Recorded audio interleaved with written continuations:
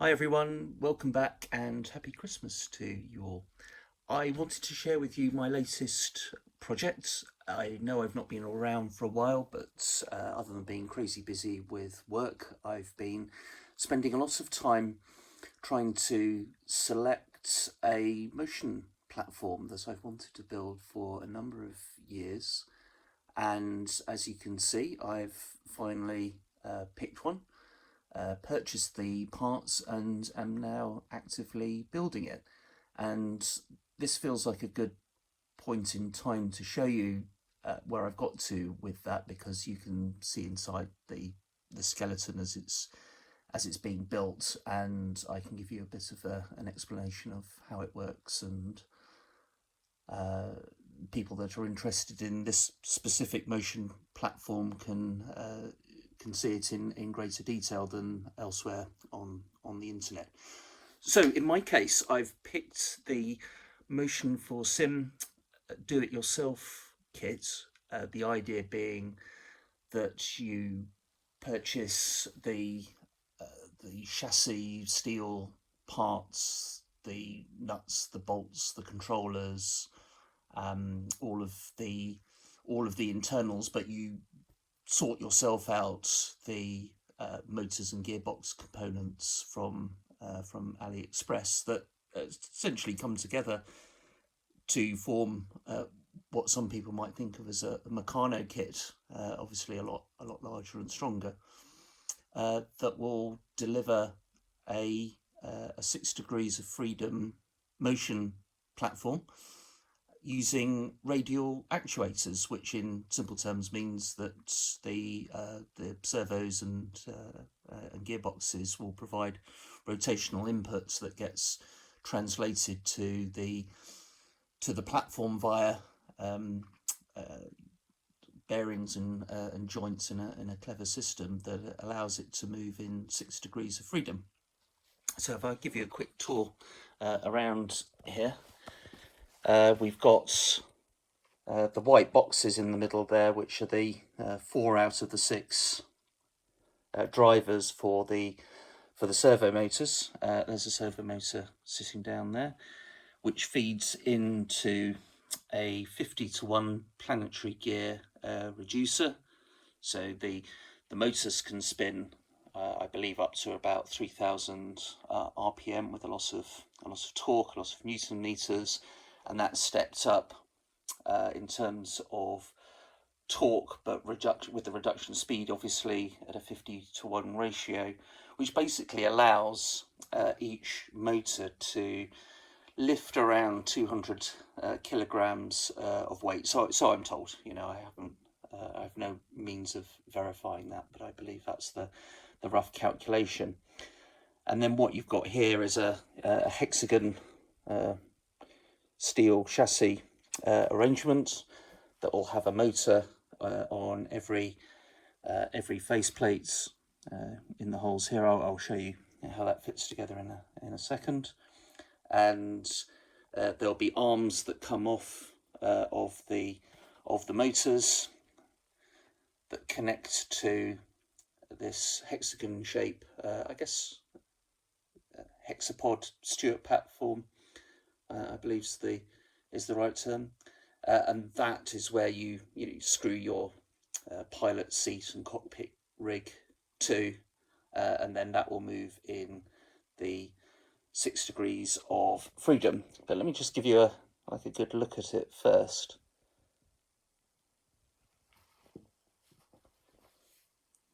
So it's, as I said, using steel components. In my case, I ordered them as just the native kind of steel finish, which is CNC laser cut. I've then taken that to a local company to be powder coated, and that took a couple of days to do. And it's mostly screwed together with different sizes of M8 hexagon cap bolts there. The face plates for the the gearbox and the motors use locking nuts, but the rest of it is it's threaded into the steel components. The person that makes this kit gives you the option of either doing it yourself, or in my case, I'd asked him to do the tapping and the threading for those M8 bolts.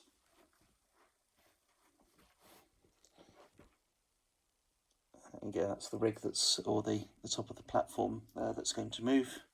Absolutely rock solid. I can stand on the device, absolutely no movement or flex at all. Thickness of the steel, I think, is about 3mm. Maybe there's some 2mm components as well. And yes, I've got trainer treads now on my powder coated steel finish. That wasn't very clever, was it? We'll tidy that up later.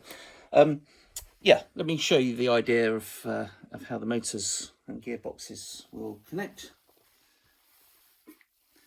So this is the 50-to-1 planetary gear reducer. So 50 turns here equals 1 turn at that end, which is where the rods will connect to the top of the Stuart platform that does the actual movement.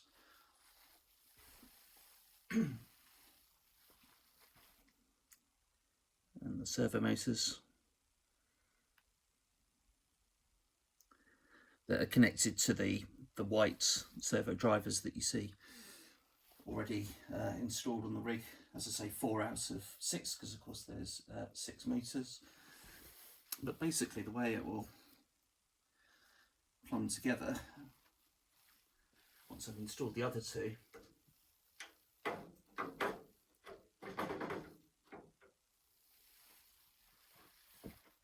there's your gearbox will stick out of the front like so, and then the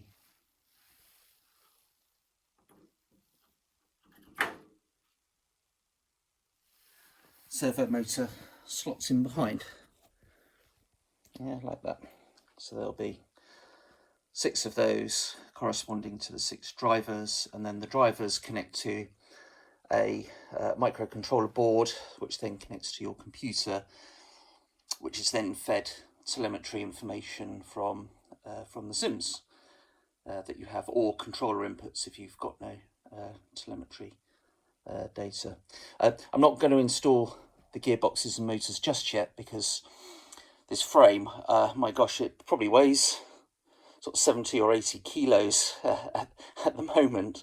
By the time you've added the gearboxes and motors, it'll become very difficult to move without help. So I wanted to, just get it to the point where I've put the servo drivers in, because they don't weigh a lot. They're just mostly plastic electronics and a aluminium heatsink that you see on the side there.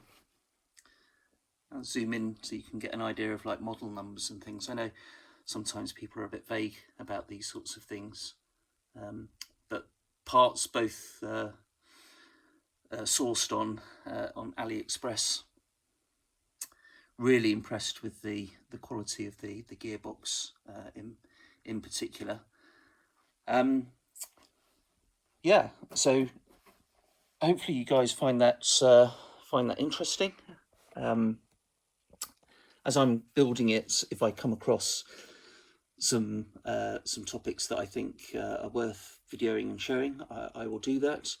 And I wanted to move on next to have a quick discussion about why I picked this particular motion platform, and a discussion around the costs, the prices, because it's not always obvious, particularly if you're ordering parts from different places. It's not well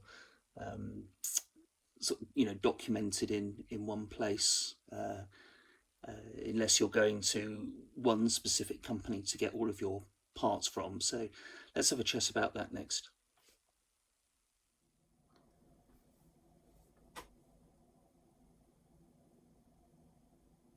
Right, let's have a conversation about why I picked the Motion for Sim motion rig platform as my solution, and also let's have a conversation, some transparency around price and costs. So in my case, it was a combination of the available space that I have in my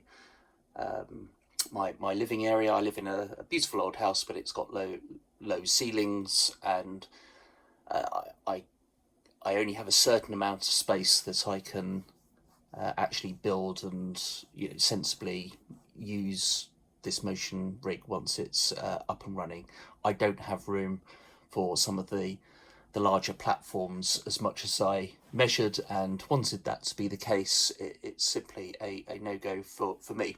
So that basically reduced my choices and thinking down to a couple of available platforms and products. The nearest competitor, I would say, is the DOF Reality H6, which is another 6 degrees of freedom motion platform.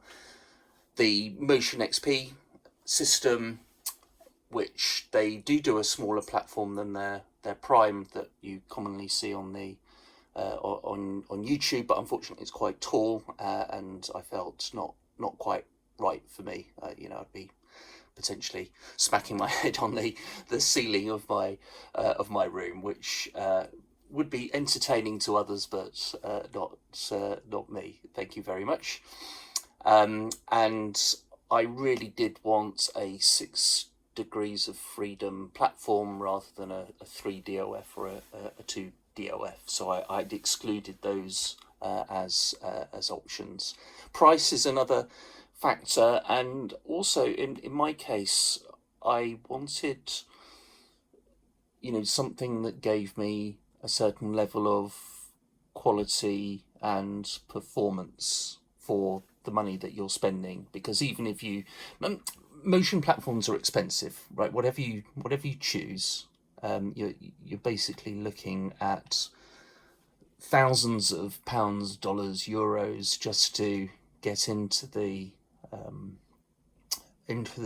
ability of adding motion to a cockpit rig. You can start off with things like haptics, butt kickers, those sorts of things to add the most basic forms of feeling of motion, and then you typically can go up to 2 degrees of freedom, 3 degrees of freedom, 4 with more for racing than flight simming, the 4 DOF ones, and but 6 gives you of course the added ranges of motion that gives you the feeling of heave up and down, the sway side to side, and the surge, the feeling of braking and acceleration. So if you're into flying jets and racing cars and things like that, those axes I think are going to be really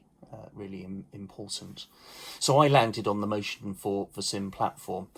Right, so let's talk about prices and costs. So in my case, what I've been doing is keeping this spreadsheet of what the actual fees and charges I've been paying for as I've built up the components in order to build the rig. And I'm going to show you that here compared to some of the other platforms that are on the market as well.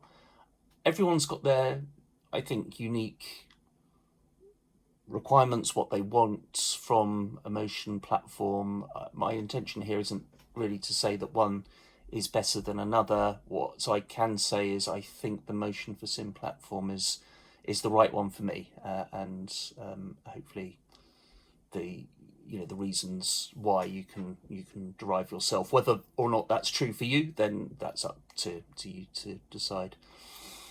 Right, so the basic rig and platform, so the chassis, the nuts, the bolts, the electronics, the the bearings, the controller boards, cables, all of that sort of thing. That comes in a kit form called the Mark III Motion for Sim rig, which you can look it up on Google, or I can put a link in the description. And then for me, the base cost of that was just under £3,000 after currency conversion. I think the seller of this advertises it in dollars, so after currency conversion, just under 3,000.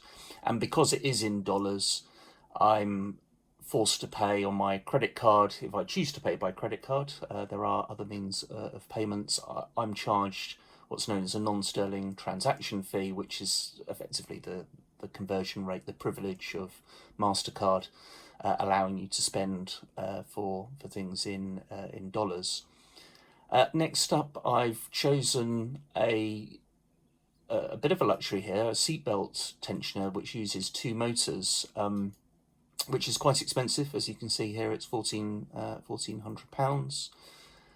That's obviously in addition to the sim rig. It's from a different manufacturer, a company called Cubic, which I believe is quite well known in the industry. Cubic System. There you go. In fact, I've got one of the examples of their motion platforms down there, which we can talk about in a minute.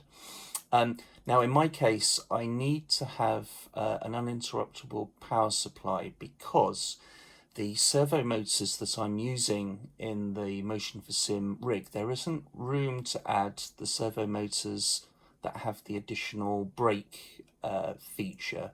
So if there's a power cut and there was no power available and it was just simply taken away from the motors and the servo drivers, the rig would effectively drop you in whatever position you are, which could cause damage to the equipment and potentially to you, depending on I guess where your hands are and things like that. So the idea is that you power the motion platform and the microcontroller board via an uninterruptible power supply. So if your PC dies, loses power, then at least you've got 10 minutes or more of uninterruptible power for you to get out of the platform or activate the emergency switch or something like that. Next up, we've got my choice of pilot seat. So in my case, I've gone to the German company Monster Tech, and I selected something called their MPS Storm Sheep. So that's a custom order. They don't advertise that on their website, but it's possible to get the black lambskin chair coating, which I felt was the closest solution to a pilot seat, on the pilot chair that goes onto their aluminium profile cockpit rigs, as opposed to the normal style office chair, like the ones you've seen in my other videos. Basically, that's an office chair. This is the MPS system rather than the MFC system, designed to go on cockpit rigs. And then next up, we've got a 4-point harness, which will obviously attach to the seatbelt tensioner to give that extra haptic feedback. The gearboxes, yes, so these are... There's a couple of options with the 50-to-1 planetary reducer gearboxes, but I went for the higher quality components. 6 of them cost basically £1,000 from AliExpress, and then likewise the servo motors that come with the cables and those white driver boxes that you saw on the motion rig earlier, that's basically £1,000. The powder coating that I'd done locally, guys did a really good job on that, very pleased. That came to, well, in fact I haven't paid the invoice for that yet, but we agreed on the price and the charges for that, £234. I'm going to be using for the cockpit that's going to screw to the motion platform, because obviously it's not going to be of use until you start putting seats and joystick steering wheels, etc. I've gone for the GT Omega Hybrid as an aluminium profile cockpit is my solution to screw to the rig. Now, truthfully, I'm a little bit concerned about this because I hadn't quite thought this through as to how much that's going to weigh, because it's a pretty substantial bit of kit, weighs 58 kilos, and the plate for the seats that allows adjustments and for the pedals, really impressed by that in the the videos and the reviews, but it unfortunately weighs quite a bit. Each of those plates probably weighs about 15 kilos, so we'll have to see. It may be that I sell those bits on and just use some of the basic parts for the aluminium cockpit and profile. I need some extension leads that attach to the UPS power supply that will plug into the microcontroller board and the actual motion platform, and then some additional tools that I needed. It's possible that you need more than me. In my case, I because I'm going to be doing so much sort of cable stripping and things like that, I got a better quality cable stripper than the one that I had. I needed some flux, some touch-up paint for the black powder coating, some brake and clutch cleaner that I needed, and some various drills and bits and things like that. But of course, if you haven't got things like a hand drill, measuring rules, verniers, and some basic tools, ratchets, M8s, sort of bits and attachment for the drill, because you don't want to be doing it all by hand. Obviously, like Allen keys, Allen bars, things like that. That came to about £90 extra. So that figure is going to be obviously based on how much you've got in terms of tools and DIY kit. The Monster Tech seat, I also had to pay a non-sterling transaction fee because that was in euros, so that had to be converted into pounds. Everything else I was able to pay for in pounds, including the AliExpress components. I had to pay imports and tax fees amounting to almost £1,000. I've deliberately not broken that down in detail so that no one can be accused of not paying the right amount of import tax and things like that. But the total I've paid so far is, as I say, approximately £1,000. So the grand total, we are looking at £9,700 at the moment. I'm looking at feasibly getting some direct drive steering wheels while the Black Friday sales are on. Worth noting actually, the GT Amiga aluminium profile parts for the cockpit, the GT Amiga Hybrid, that's part of a Black Friday sale at the moment, so you can actually get that cheaper than the price that I paid. You could probably get about £40 less than that if you time it correctly. Likewise with AliExpress components, these prices go up and down, partly to do with promotions, but also to do with currency fluctuations and things like that. So one of the motivating factors for me buying this equipment, in the past couple of months, was basically before we had an economic budget released in the UK, and the pound being relatively strong to foreign currencies, at least traditionally. So I wanted to take advantage of that and buy those components sooner rather than later.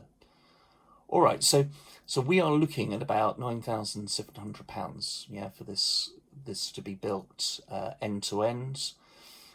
Let's compare that then to DOF Reality H6, which I don't know what they're charging on their Black Friday deals at the moment, but when I looked it up in October, they want £5,500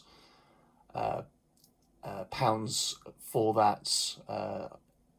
I believe you can pay for it in pounds. You can get a bit of a discode from Mark at Get Your Game On as well. He's got an affiliate code for 5%, so that'll take a little bit off. They charge just over £300 in shipping. And then you're going to be liable for import and duty taxes if you're bringing that into the UK. So I've estimated that's going to be about 20%, so roughly just over £1,000, which gets you to £6,700, for a DOF Reality H6. Now, what that won't come with, of course, is a seat, and obviously all the joystick peripherals and stuff like that. But that's true of the Motion for Sim platform, obviously, and all motion rigs really. You normally have to buy your own seats, either from the company that makes the platform, or you buy your own and fit it. And of course, likewise, this doesn't come with a seatbelt tensioner either. So this £9,700, you can knock off what, 1,150, 1,435. So what, 2,500, 2,600 if you want to add the seatbelts on top of that. And then, right, so suddenly, if we start adding £2,600 to that brings us up to what, 8,000, 9,200, 9,300 pounds. So suddenly there's only a £500 difference, basically, by my calculation. If admittedly there's some estimation, particularly on the import tax there, but that's the difference in price, I believe, by the time you've built this system as a whole. So why would you want to go for a Motion for Sim platform over, say, a DOF Reality system? Well, basically, you've got more motion. In my opinion, it's a more sturdy solution. It's got a smaller footprint on the grounds. You're using these AASD servo motors rather than the motor system that DOF Reality use. So I believe these are a higher precision. Apparently the gearboxes, and I know they've done some updates recently for smoothness on for flight rigs and platforms. But I believe this is going to net you a higher quality, better experience motion rig, admittedly for more money, but not much more money. The downside, however, of which there probably are a couple, is, well, as you can see, I'm having to build this sim kit from scratch, like a Meccano set. I've had to order the motors and the gearboxes myself, so that's on me and my responsibility if there's any faults and issues there. The only real warranty I have with Motion for Sim is if the chassis breaks or something, one of the components that they've sent to me fails in some way. Whereas with DOF Reality, you're going to get much more of it built and shipped to you up front, and you're going to be up and running a lot quicker with their system, and you're going to have a larger support network. There's many more people that own the DOF Reality system and customize it. So yeah, there are some benefits to it. It's not a like for like comparison. But for me, I like the idea of building it a bit of a DIY project, and as I say, I do believe the end result is going to be significantly better performance from the Motion platform. And you can look up the specifications, if you like, on Motion for Sim's website if you're interested. Now, if we have a look at some of the other options on the market, you've got YaWR with their YaWR 3. What we're talking about, VR. YaWR 3. You don't have to use VR with the YaWR platform, just because I'm biased that way. They were charging $4,000 plus shipping for their 3 DOF system. I think they're on a Black Friday sale at the moment, which they're knocking a significant amount off that price. As I say, in my case, I didn't want a 3 DOF system. I've also got some questions about some of the rigidity of the yaw system. You know, I can imagine if you put a direct drive wheelbase or a haptic joystick, which I have, of course, with the the VP Control Rhino reviews that I've done earlier. Yeah, whether that's actually strong enough, more suited to maybe consoles, is kind of where my thinking is at. But the price, that is attractive. Next up, you've got the Motion XP system, which is actually based on the same controller, but otherwise, it's a completely different motion platform. It uses linear actuators that have a much longer range of travel. I think the motors are more powerful, and it's a different level of experience. And you're looking at over €10,000 plus shipping and taxes, and then of course you need the seats and the seatbelt tensioner type solution if that's what you want as well. Interestingly, the chap that does the Motion XP platform has his own seatbelt tensioner solution, which will be significantly less than the Cubic system that I've opted for. And here you go, Cubic Systems themselves. So they produce what I would say is more of a commercial grade unit. The nearest compatible product is this, in my opinion, is this QS S25 Spider 6 degrees of freedom linear actuator, but it's it's a commercial grade unit. You're in a different price bracket, and I don't know that the performance is going to be much more.